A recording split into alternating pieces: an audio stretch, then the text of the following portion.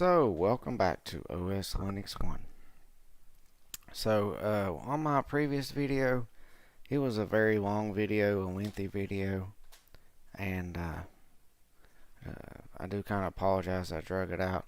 I just woke up and it takes me a couple hours sometimes when I'm really tired due to my job. I'm working for 12-hour shifts, physically demanding, so I'm very tired.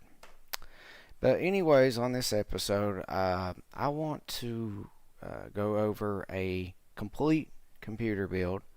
This is a physical machine for like a lab environment for pen testing or digital forensics and labs like that. Um, Virtual machines are an option, but this is just a build. This includes a mouse, a keyboard, a monitor, and all the internal components of a entry-level computer. It's 1080p.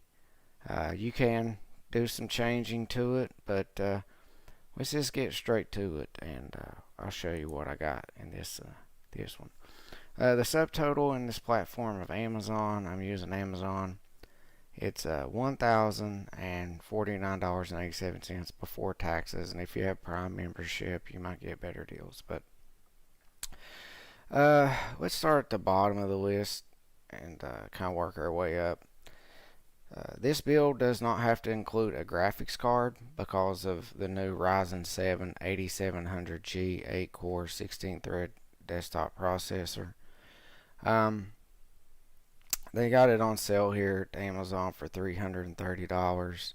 This is it's going to require a chipset like the motherboard shown above. It's an Asus Pro B650 Micro ATX. This motherboard specifically is it's like a business IT motherboard, but it has PCIe 5.0, M.2, DDR5 connectivity. It's got a basic, what you would need for an up-to-date PC. It's the motherboard's under only $160. Unless you're into all the RGB and stuff. This is just a basic motherboard, but I mean it gets the job done. I believe the RAM capacity, it may not say here. Sometimes Amazon's information is not always accurate. I recommend looking at the manufacturer's webpage.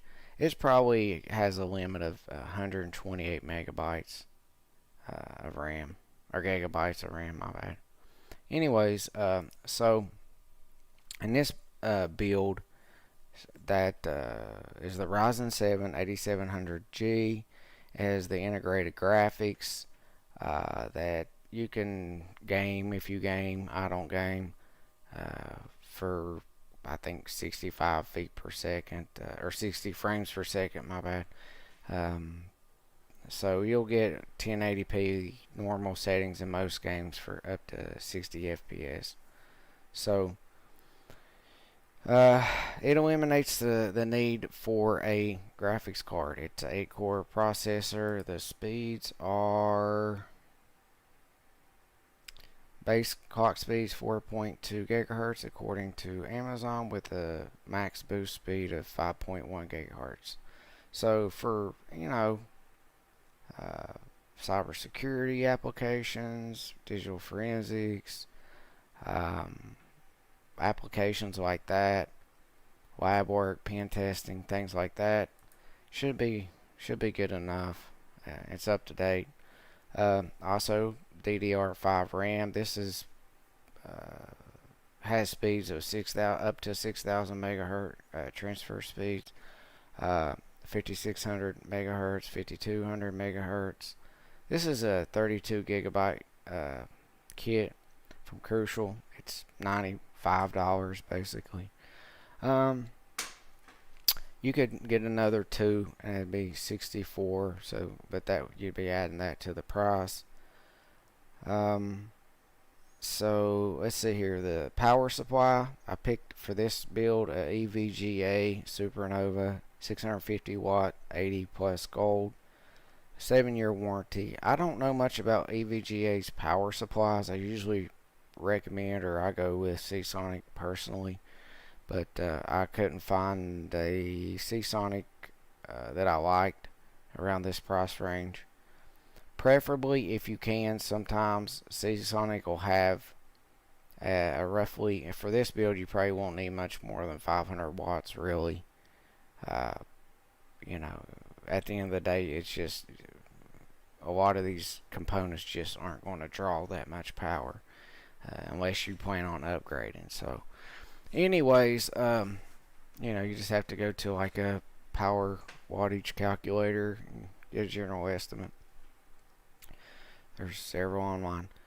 So this is a 650 gigawatt watts of power. So let me just go over it real fast so you can actually see it a little better. It's gold. It's got a 7-year warranty. It's probably okay. Power supplies are typically okay. I just recommend not to go with a cheap one.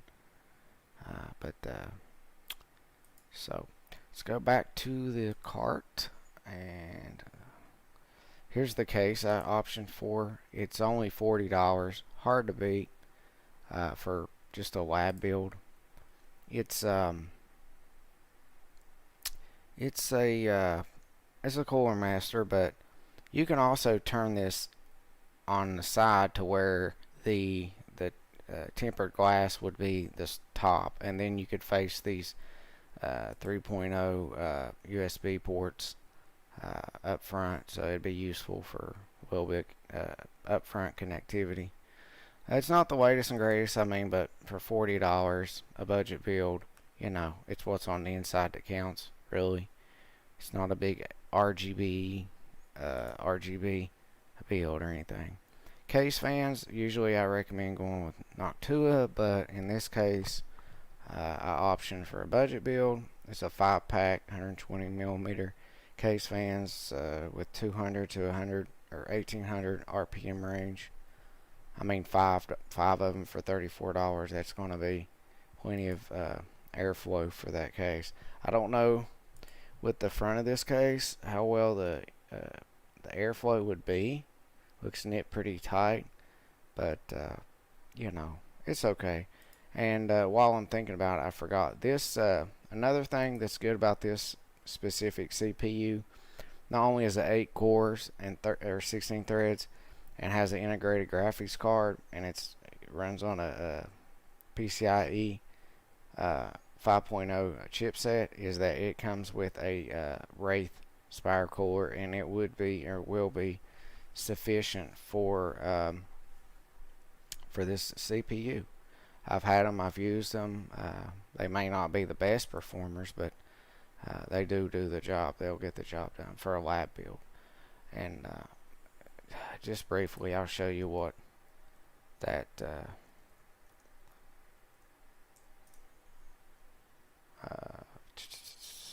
if you want to go DDR4 route, you can save you a lot of money by optioning for this specific CPU.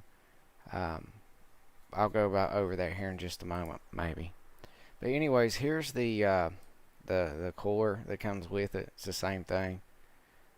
I've had these coolers; they work fine.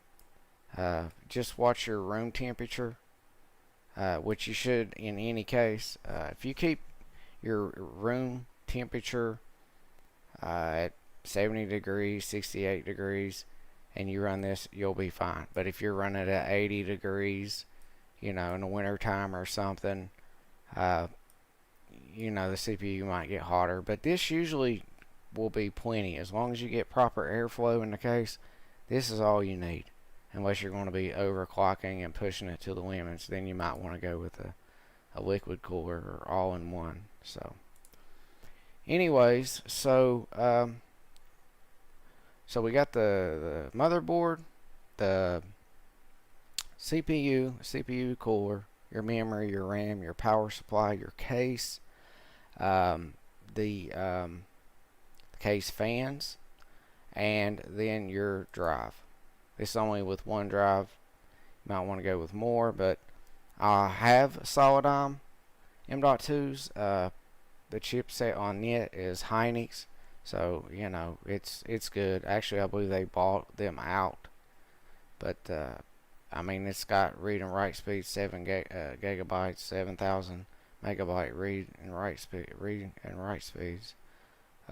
So I mean it's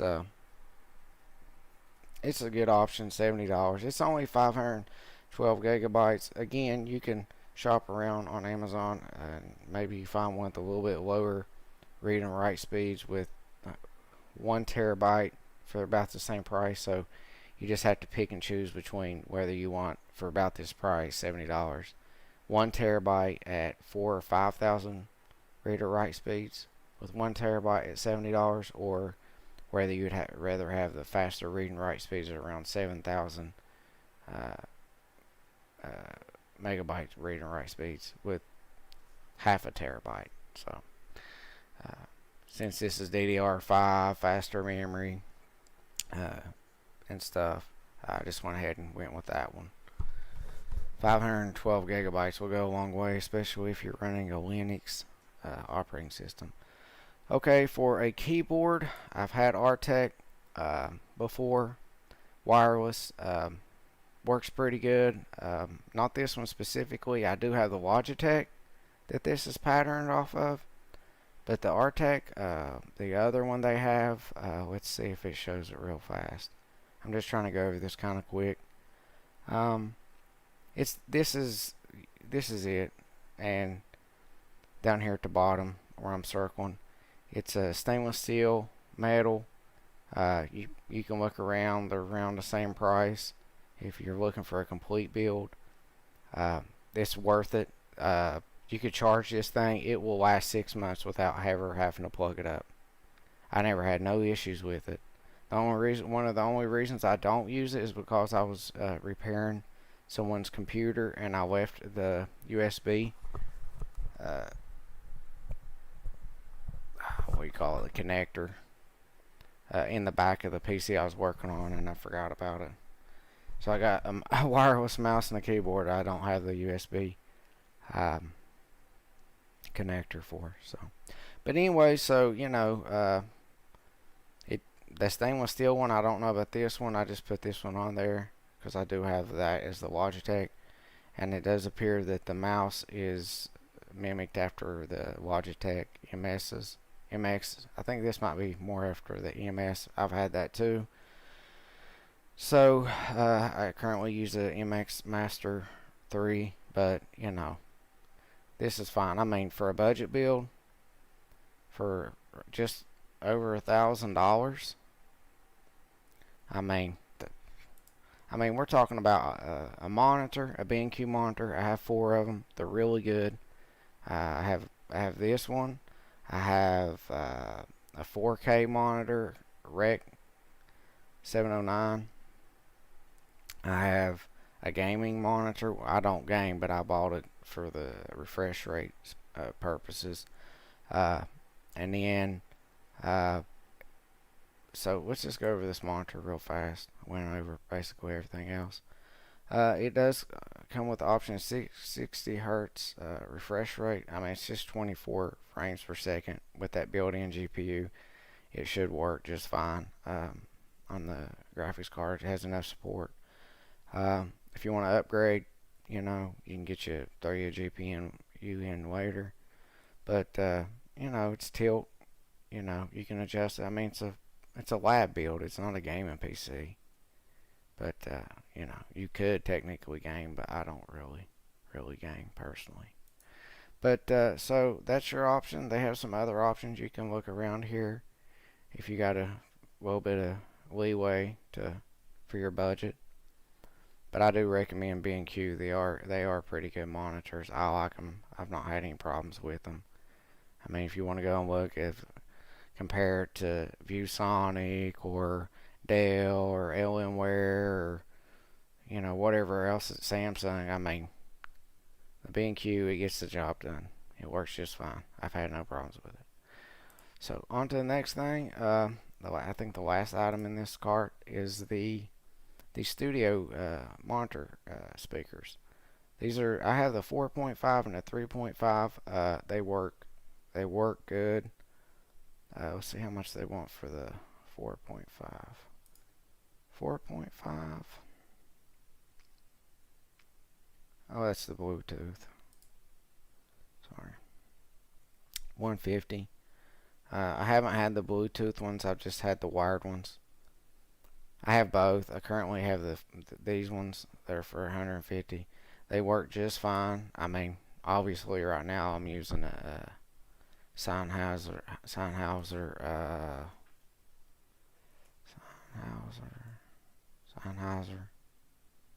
how you say it? There we go.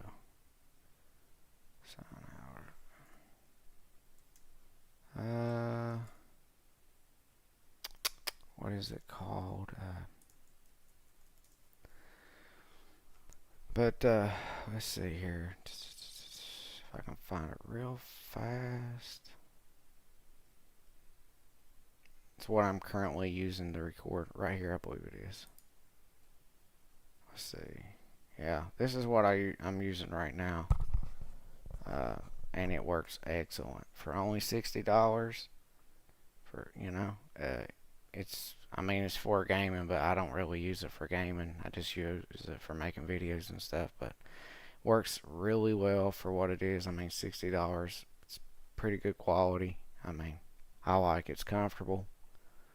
But that's what I have for that. But anyway, so this is what this video is about. It's just a quick lab build.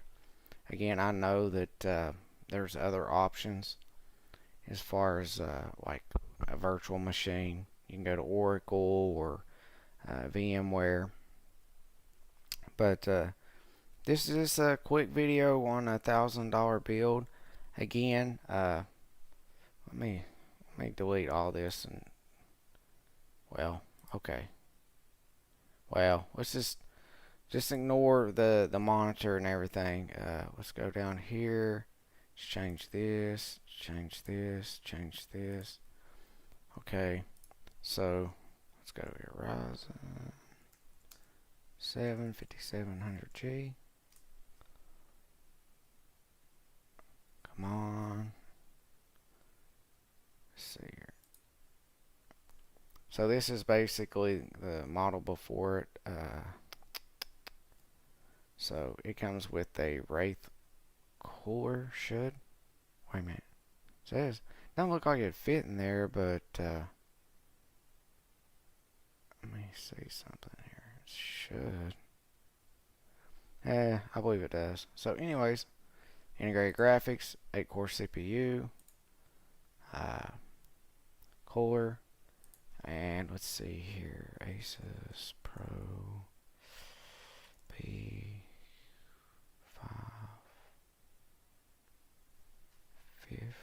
Yep. Okay. I know what I'm looking for. It's right here. Actually, it's the A520. But it's ready for the fight.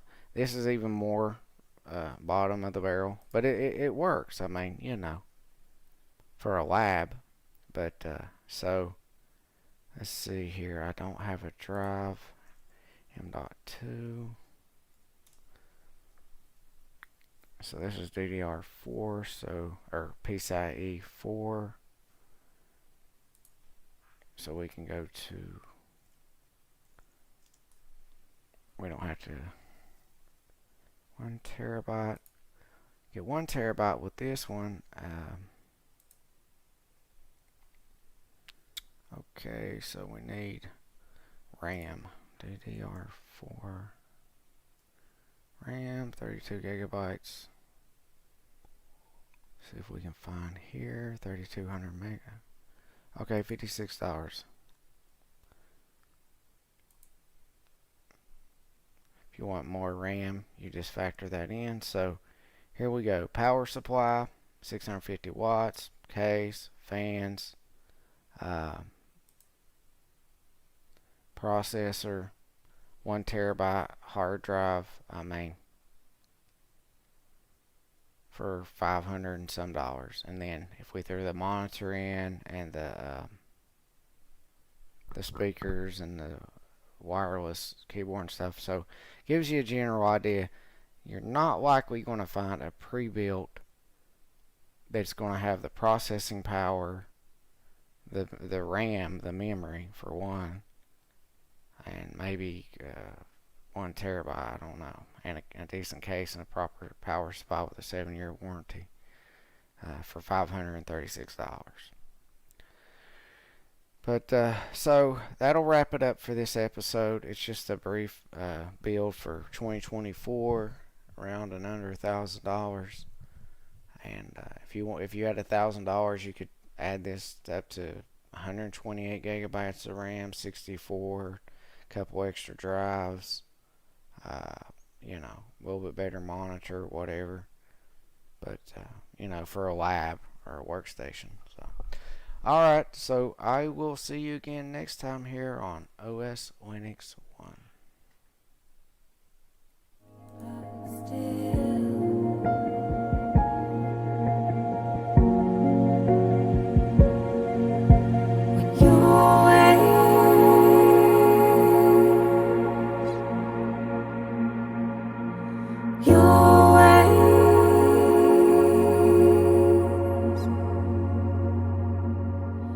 Your